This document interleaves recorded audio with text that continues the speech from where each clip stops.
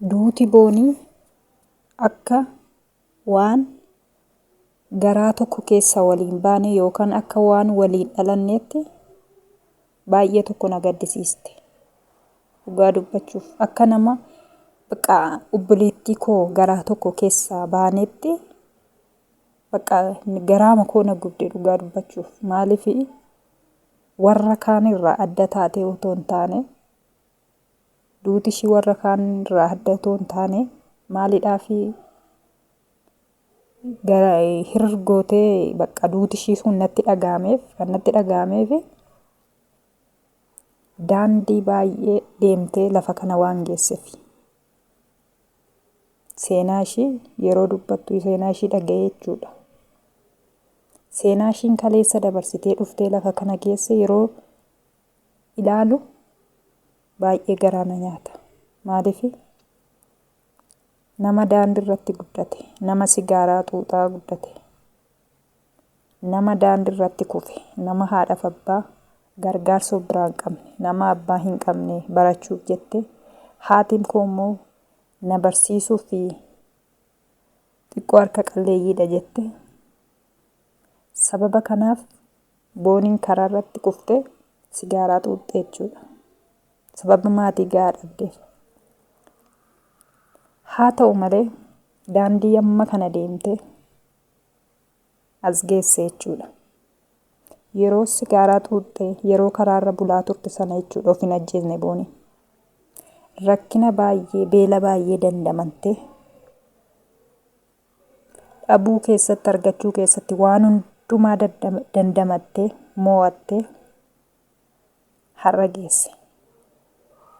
Yeroo sana jechuudha yeroo daandiirra bultu san yeroo sigaaraa xuuxxu san of hin ajjeesne Boniin. Yeroo gargaarsa biraa dhabdee nama jabaadhu jedhuun dhabde sana of hin ajjeesne Boniin. Kanaaf daandii baay'ee deemtee lafa kana waan geesseef garaa koo nama rarte garaa kootu hirriitti na jedhe. Dhugaa dubbachuuf. Yeroo hojjechuuf tattaafattee naa darbe amma tokko fooyyee jettutti kana taate kanatu na gaddisiise.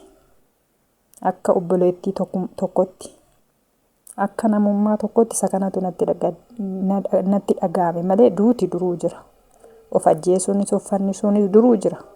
Achumaa dhufadha. Hundi of hin ajjeesu kan itti fide of ajjeesa. Duuti immoo duruma achumaa nuu dhufadha. Namni kamuu namni lafarratti hafu hin jiru yeroo eeggata malee. Kanaaf sababii ishiin daandii amma kana deemtee dhufteef sadarkaa kana geesse immoo sadarkaa nama ta'uu ija banachuu ishii gaafa argu seexanni karaa kana immoo fidee seexanni ishee qoree lafa kanarraa ishee fuudhee jechuudha. Isa kanatu yeroon taa'ee ilaalu na gaddisiisa. Baay'ee tokko natti dhagahame dhugaa dubbachuuf. Ani ishee irratti jireenya na jibbisiise.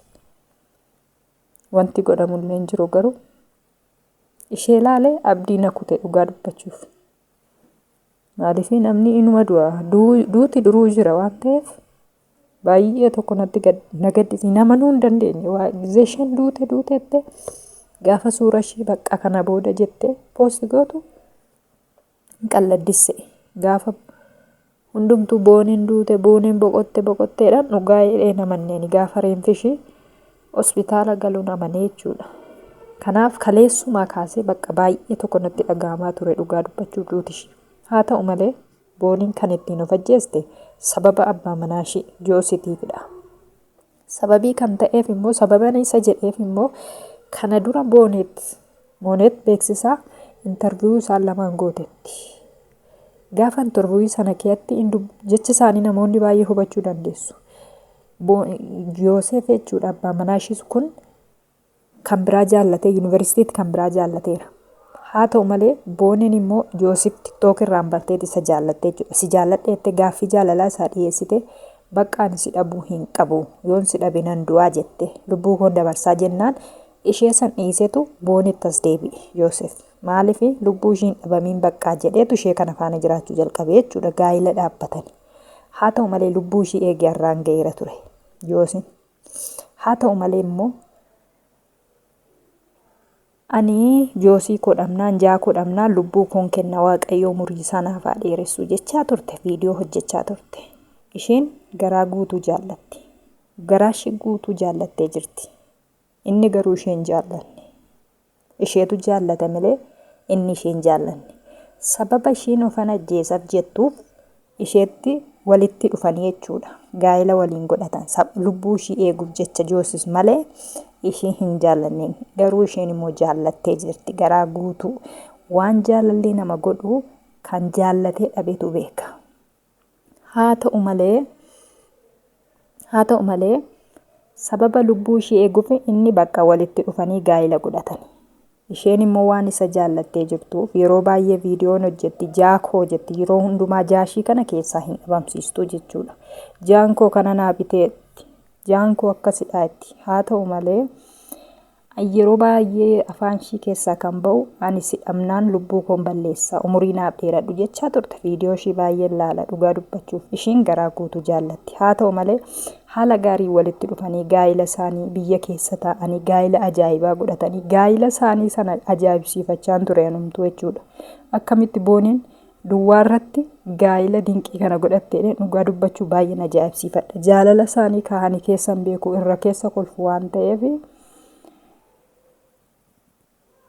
gizee viidiyoo hojjetan waanuma wal jaallatan fakkaatu. Haa ta'u malee egaa seexana gidduu galesi kana booda mana addisii galanii jechuudha. Kanarra otuma jedhanii makiinaa dura makiinaa bitteef sapiraayizii makiinaa goote sababa jaallattuuf. Eenyu abbaa manaa ofiitiif kan biyya keessa taa'ee makiinaa bituuf.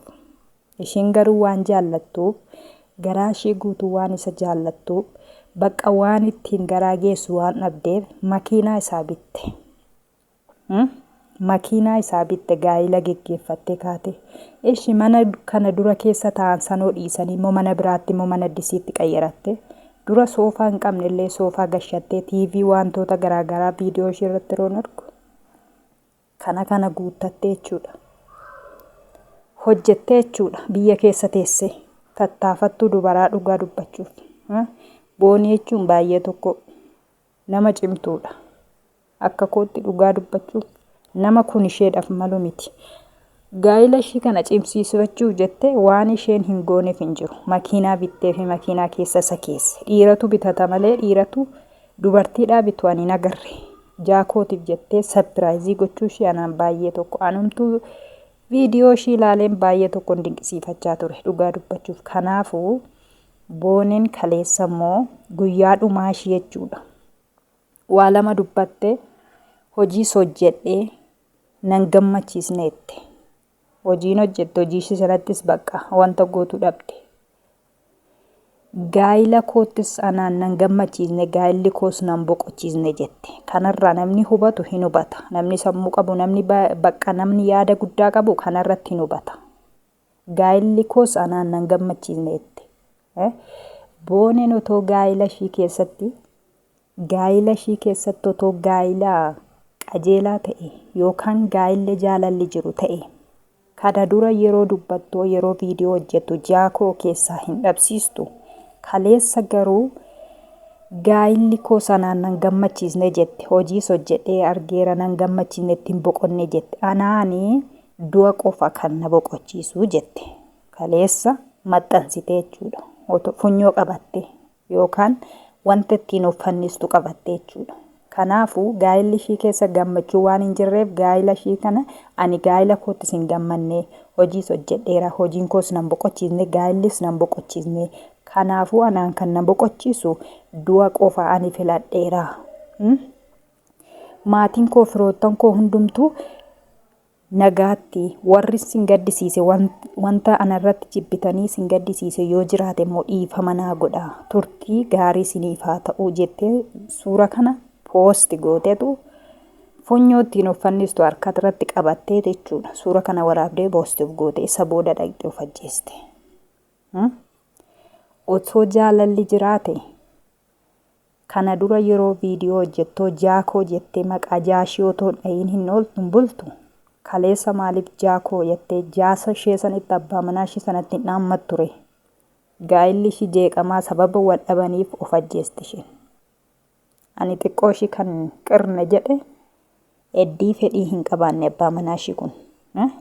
Eddii kanaan dura akka ishiin lubbuu ishiin dabarsine eeggii godhaa ture amma maaga'ee biraa baqate. Kanaaf dursuma eeggii fedhii ishiin qabaanne gaafa ishii yuunivarsiitiitti deemtee eebbisiiste sadarkaa amma kana gaa'ila dhaabbachuu, mana bitachuu, makiinaa bituu hamma deemsisanii duruma akka ishiin lubbuu ishiin galaafanne irraa fagaachuu qaba ture. Akka kootti amma akka namummaatti akka obboleettummaa tokkootti yoon dubbadhe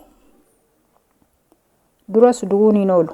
Isa dhabdee jaallatte waan ta'eef ammas hin ooluuf. Kanaafuu akka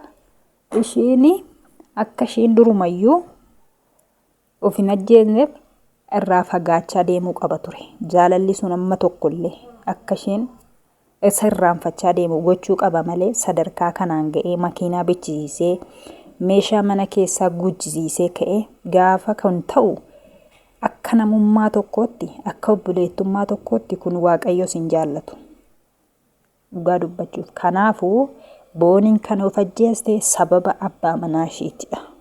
Sababa gaa'ila ishii gidduu nagaan hin jirreefidha. Durumayyuu yeroo hundaa hin dubbatti. Ani isa dhabnaan of ajjeesaa jette. Sababa kanaaf of ajjeeste malee rakkoo biraa miti. Dhugaa dubbachuuf rakkoo biraa miti. Namoonni koomentii ilaaltee miti. Koomentii tokko immoo baaste. Kanaan dura baaste viidiyoo irratti hojjechaa turte. Koomentii namoonni baay'ee barreessaniif jechuudha. Ati mucaa'oon nana hin duutuyyuu jedhanii barreessaniif isa baastetu maafan du'aani ganaan jiraadha. Lafan dhufeen beeka jettee itti viidiyoo irratti hojjettee jechuudha. Yeroo isin duutuu reetoo arrabsoo namaa ta'e arrabsoo namaa miti. Kan ishee ajjeese abbaa manaa ishiitidha. Maaliif gaa'ila isaaniitu jeeqamaadha. Viidiyoo ishiin kaleessa hojjette irratti ifadha kun namaa gala. Interviyuu kanaan dura godhamanii moonet goote irrattis kun namaa gala. Booniin ofan ajjeesaa si'aati nan jaallattu taanan jedhee innis dubbateera. Kun otoo jiru koomentiidha jechuun hin danda'amu. Arrabsoodha jechuun hin danda'amu. Gaa'ila isaanii jeeqamaadha. Dhugaa dubbachuuf taanan kanadha malee Booniin sababa kanaaf ajjeeste garuu ani akka namummaatti dhugaa dubbachuuf akkuma waan maal akka ta'e hin beeku malee akka obboleettii kootteen duuti ishii kun nama baay'ee na gaddisiisa. Tokkoffaan otoo guyyaan ishii ga'ee boqottee ta'e nama hin gaddisiisu. Duuti duruu jira. Isa harka ishiitiin of ajjeeste sana lafarrattis gubachaa turte waaqarrattis isa gubattu isa kanan na gaddisiise malee duutu duruu jira. Harka isaatiin si kiyaa lubbuu sii kenne kana yoo fuudhe rakkoo maal qaba? Isa toosi lubbuu kana si keessa kaa'e isatu immoo fuudha guyyaan isaa gaafa ga'e. Otoo kana ta'e rakkoon qabu. Garuu isa funyoodhaan of fannistee gubbaa waaqarrattis ta'ee asittis gubatte achittis gubatu sanatu na gaddisiise malee waa'een Booniin ittiin of ajjeeste beekamaadha, ifadha.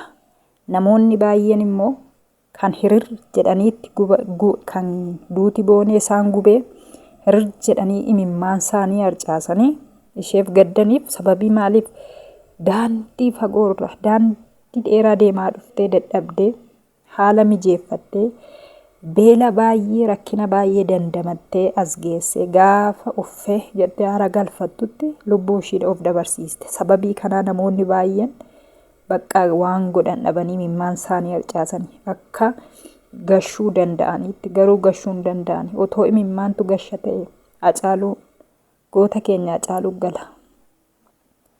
Kanaaf iyyuu imimmaan namaas naman gashu. Kanaaf namoonni baay'ee hirir jedhaniiti kan bu'an kan gaddaniif isa kanaafidha. Anas akkasuma garaa koo na gubde sababii seenaa baay'ee dabarsitee fi keessumaa makiinaa bittee fi mana gaariitti galte qodaa babbareedaa kana mana keessa guuttattee nagaa dhabde gaa'ila ishee irratti sababa kanaa hillima of goote jechuudha.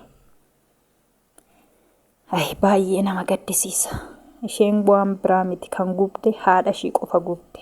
Nuuni arran dubbanna arra boonyaa arra gaddina malee boruun irraaffanna. Garuu gubaa bara baraa kan ta'e haadha ishiiti. Abbaan manaa ishii yoo ta'e waggaa tokko ta'a yoo tole yoo cime waggaa tokko taasa booda hin fuudha. Dhugaadha. Kun beekamaadha. Kan gubde Booniin tokkoffaan of gubdeetti lammaffaan harmee ishii haadha ishii sana itoo dhungachaa imimmaan roobsaa suura kaatu ishee gubde, haadha ishii san gubde dhugaa dubbachuuf.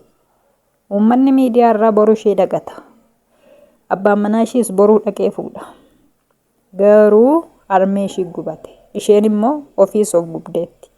Malee boonii kan ajjeese gaa'ila jeeqamuu ishiiti. Kanaaf Waaqayyo hojii keenya hunda keenya fuullaata. Kanaaf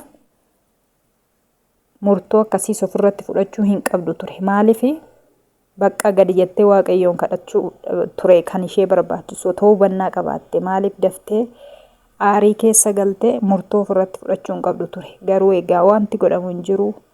Maatii ishii hundaaf firoottan ishiif jajjabina hawwina. Ishee immoo boqonnaa ishee Waaqayyoon boqonnaa ishee lafa laatu waan jennu hin qabnu. Baay'ee nama gaddisiisa, baay'ee namatti ulfaata.